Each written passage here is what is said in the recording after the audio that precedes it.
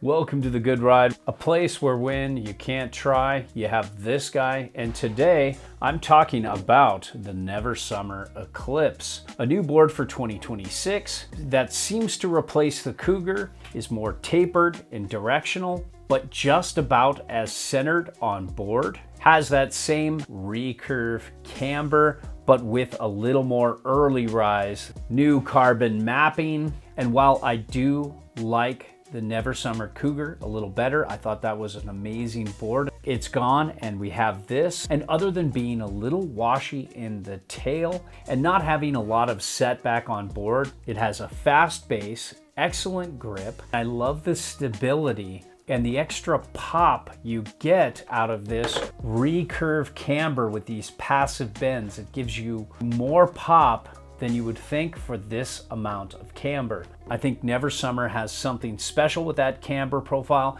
and it's nice to see it spreading throughout the line.